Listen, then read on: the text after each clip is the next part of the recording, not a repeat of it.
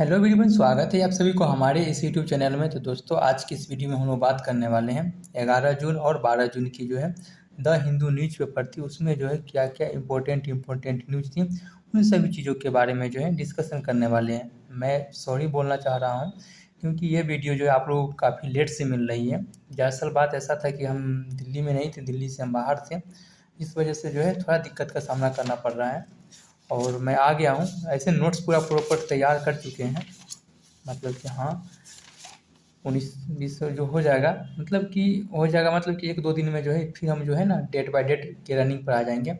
इसके लिए extremely sorry हम चाह रहे हैं। चलिए शुरू करते हैं। 11 और 12 की जो है द हिंदू न्यूज़पेपर की जो एनालिसिस बात करते हैं, इसमें क्या क्या इम्पोर्टेंट न्यूज़ थी, उन सभी चीज़ों के बारे में जो है देखते हैं। तो आप इसे जो है GS2 से जो है रिलेट कर सकते हैं और ये जो एक तरह से देखा जाए मेंस के पॉइंट से जो है काफ़ी ज़्यादा जो है इम्पोर्टेंट है। बात करते हैं कि न्यूज़ क्या था। न्यूज़ क्या था कि बताया जाता है कि जो संयुक्त राष्ट्र जनसंख्या की रिपोर्ट आया है। कहने का मतलब क्या है कि पहले इसको आप अंडरलाइन कीजिए, एक एक तोड़ के हमें समझना चाहिए कि संयुक्त राष्ट्र की जो है एक तरह से देखा जाए तो जनसंख्या की रिपोर्ट आया है, जिसके अनुसार यह बताया गया है कि जो भारत की जो आबादी है, इसकी आबादी कितना होने वाली है, 146 करोड़ होने वाली है। मान सकते हैं 146.39 करोड़ जो है होने वाली है। ठीक है, और यह जो एक तरह से देखा जाए तो अप्रैल 2025 तक जो है डेटा जो है डिसाइड किया गया था। अब हम बात करते हैं रिपोर्ट के अनुसार क्या क्या प्रावधान दिया गया है और भारत के संदर्भ में जो क्या निष्कर्ष निकाला गया है, उसके बारे में देखते हैं एक बार। बताया जाता है कि अप्रैल 2025 तक जो है भारत की जनसंख्या जो है 146.39 करोड़ होने की जो है उम्मीद है, हो चुका है।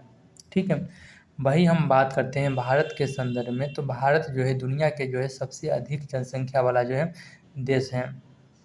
कन्फर्म है, आप सीने चौड़ा करके बोल सकते हैं। वहीं दूसरी तरफ हम बात करते हैं चीन की जो है वर्तमान संख्या हम बात करते हैं, अभी जो है 141.61 करोड़ है। इससे पहले हम बात करते हैं चीन हमसे आगे था, लेकिन अब हम लोग जो है चीन से आगे जा चुके हैं। अब हम बात करते हैं जनसंख्या वृद्धि दर का जो अनुमान, यानी कि इस तरह की जो जनसंख्या वृद्धि हो रही है यह जो है कब तक होगी। तो बताया जाता है कि अगले 40 वर्ष तक जो है जनसंख्या जो है कितना हो सकता है, 170 करोड़ होने की जो है उम्मीद है। वही दूसरी तरफ हम बात करते हैं 2065 से 70 के आसपास हम बात करते हैं कि जो जनसंख्या दर जो है उसमें जो है गिरावट जो है देखने के लिए जो है मिल सकता है। ठीक है, तो वृद्ध लोग की जो काफ़ी ज़्यादा जो संख्या रह जाएगा, जिसमें हम लोग आ जाएंगे। तो 2065 से 70 के आसपास देखा जाए तो जनसंख्या में जो एक तरह से जो है गिरावट जो है देखने के लिए मिल सकता है। अब हम बात करते हैं कि जो भारत की जो है 146.39 करोड़ जनसंख्या अभी देखने के लिए मिला है रिपोर्ट में, इसमें हम बात करते हैं कि भारत में जो है युवा की जो है संख्या कैसे कैसे है, जिसमें 3 कैटेगरी डिवाइड किया गया है, 0 से 14, 10 से 19 और 10 से 24 वर्ष के बीच में। तो 0 से 14 वर्ष की आयु की हम बात करते हैं तो ये जो है 24% जो है युवा देखने के लिए मिलता है। वही दूसरी तरफ हम बात करते हैं 10 से 19 वर्ष की हम बात करते हैं, आयु वर्ग की युवा की हम बात करते हैं। इसमें मेल एंड फीमेल दोनों शामिल हैं, ऐसा नहीं कि बॉयज़ के लिए, दोनों शामिल हैं। तो यह जो है आपका जो है कितना है, 7%। एक मिनट, हम इसको ना अंडरलाइन कर देते हैं इसका हम कमेंट पिन में कर देंगे। ठीक है, आप लोग हमें रिमाइंडर करा दीजिएगा कि हाँ आपने पिन नहीं किए हैं, या तो फिर आप लोग एक बार हमें बता दीजिएगा। 7% नहीं होनी चाहिए। चलिए हम बात करते हैं 10 से 24 वर्ष की आयु के लोगों की हम बात करते हैं, युवा की हम बात करते हैं। तो ये जो है 68%। ये डाटा आपको याद रखना पड़ेगा। जब आप मेंस के लिखते हैं तो आपको कहीं पर आ जाए तो आप उसको जो इस डाटा को जो इस्तेमाल कर सकते हैं, पॉपुलेशन के संबंध में आ जाए, ठीक है, तो आप वहाँ पर जो इस डाटा को जो है रेफरेंस के तौर पर जो है इस्तेमाल जो है कर सकते हैं। वही हम बात करते हैं कामकाजी लेबर फोर्स पार्टिसिपेशन रेट, जिसमें अभी हम पीछे की वीडियो में देखे थे कुछ दिन पहले, तो उसमें अगर आ जाए तो ये भी जो है आप जो है निष्कर्ष के रूप में चाहे फिर जो है रेफरेंस के तौर पर जो है लिख सकते हैं। तो जैसे कि हम बात करते हैं कि कामकाजी आयु के लोगों की हम बात करते हैं, तो हम बात करते हैं कि कामकाजी आयु के लोग, जिसके लिए जो है 68% जो है देखने के लिए मिला है, और इनके लिए जो है काम का निर्धारण के लिए एज के निर्धारण की हम बात करते हैं तो 15 से लेकर जो है 64 वर्ष जो है निर्धारित किया गया है। कहने का मतलब यह है कि जो हमारे काम करने वाले जो आयु वर्ग के जो युवा हो गए या फिर हमारे युवतियाँ हो गए, यानी मेल एंड फीमेल की हम बात करते हैं तो यह जो है 68% देखने के लिए मिलता है। यानी कि सबसे ज़्यादा जो है कामकाजी लोग ही देखने के लिए मिलता है, जिसके लिए कामकाजी आयु वर्ग के लोगों की हम बात करते हैं। आयु की डिसाइड किया गया है, जो कि हम बात करते हैं 15 से लेकर जो है 64 वर्ष तक जो है डिसाइड किया गया है। बात करते हैं जीवन प्रत्याशा। जीवन प्रत्याशा के लिए हम बात करते हैं तो पुरुष के लिए जो है 71 वर्ष देखने के लिए मिला है, वही महिला के लिए देखते हैं तो 74 वर्ष जो है देखने के लिए जो है मिला है। ठीक है, यहाँ तक तो आप लोग समझ गए होंगे।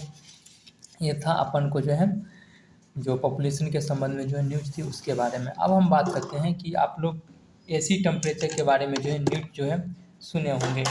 ठीक है, या आप जो है एसी जो है 20 से 28 के अंतर्गत जो है इसी के रेंज में जो है रख सकते हैं।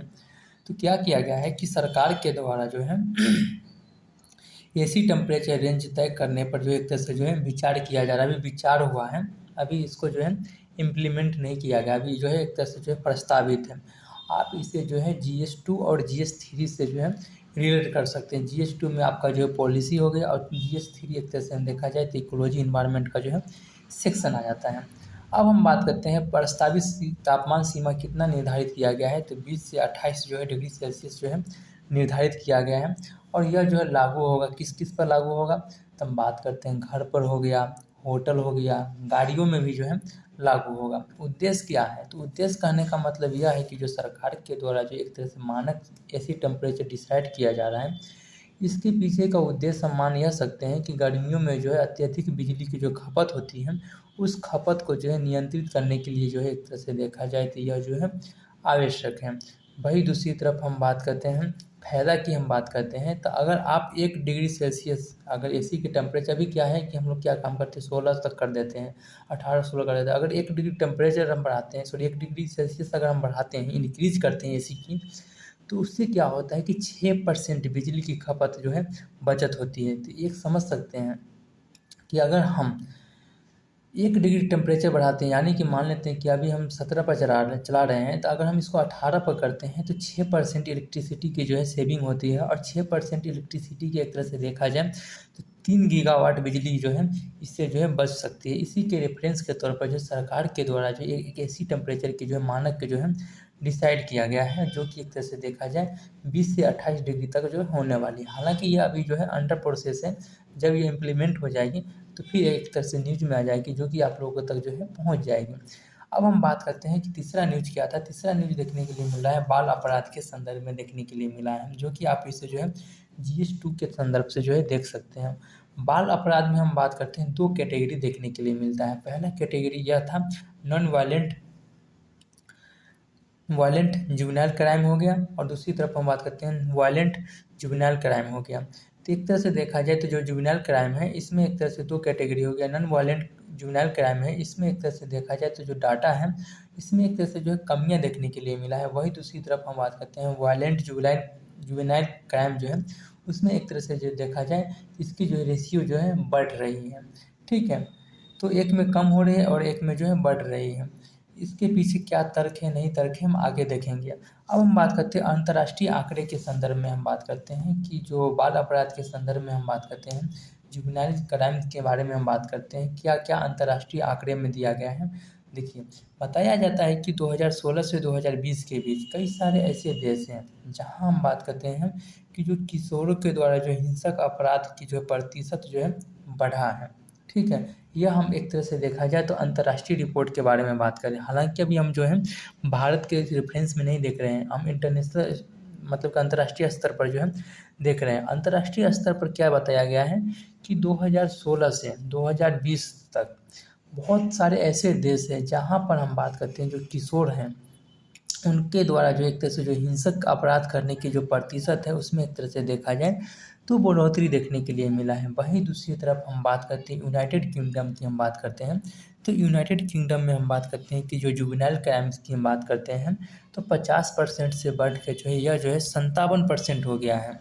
ठीक है, तो एक तरह से जो है यूके में जो है काफ़ी ज़्यादा जो है दयनीय स्थिति देखने के लिए जो है मिल सकता है। वही हम बात करते हैं, ये तो हमने इंटरनेशनल लेवल पर देख लिया। अब हम बात करते हैं इंडिया के रेफरेंस में हम देखते हैं यानी कि भारत के लेवल भारत में क्या स्थिति है।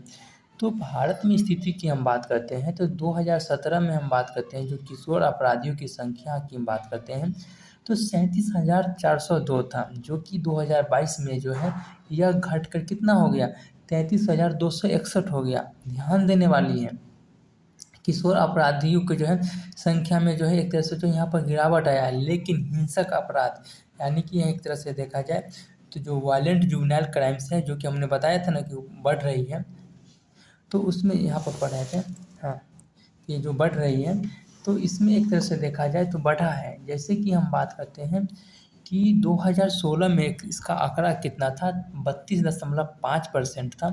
वही दूसरी तरफ अगर देखा जाए 2022 के रेफरेंस में तो यह जो है 49.5% हो गया, यानी कि काफ़ी ज़्यादा एक तरह से देखा जाए 32, 10, 42 और 7 यानी 17 पॉइंट कुछ का जो है डिफरेंस जो है देखने के लिए मिल रहा है। 16.5 मान सकते हैं डिफरेंस जो है देखने के लिए मिल रहा है, 17 मान सकते हैं।